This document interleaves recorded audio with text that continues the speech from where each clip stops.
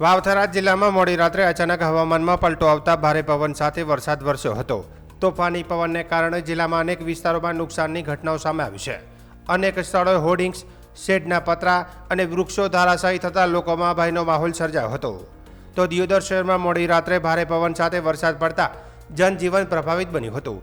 વરસાદના કારણે શહેરના નીચાણવાળા વિસ્તારોમાં ભારે પાણી ભરાઈ જતા સ્થાનિક લોકોને હાલાકીનો સામનો કરવો પડ્યો હતો। તો કેટલાક વિસ્તારોમાં વરસાદી પાણી રસ્તા ઉપર ફરી વળતા વાહન ચાલકોને મુશ્કેલી પડી હતી। તોફાની પવનની અસર દિયોદર રેસ્ટ હાઉસ વિસ્તારમાં પણ જોવા મળી હતી। અહીં આવેલા મોટા વૃક્ષો મૂળ સહિત ઉખડીને જમીનદોસ્ત થઈ ગયા હતા।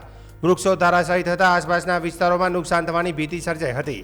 તે ઉપરાંત દિયોદરના જેતરા હાઈવે નજીક જાડા વિસ્તારમાં હાઈવે પર વૃક્ષો પડી જતા વાહન વ્યવહારને અસર પહોંચી હતી। માર્ગ પર વૃક્ષો ધરાશાયી થતાં વાહનોની અવરજવર થોડીવાર માટે ખોરવાઈ ગઈ હતી અને વાહન ચાલકોમાં ભારે હાલાકીનો સામનો કરવો પડ્યો હતો। બાદમાં સ્થાનિક તંત્ર અને સેવાભાવી લોકો દ્વારા વૃક્ષોને હટાવવાની કામગીરી હાથ ધરવામાં આવી હતી।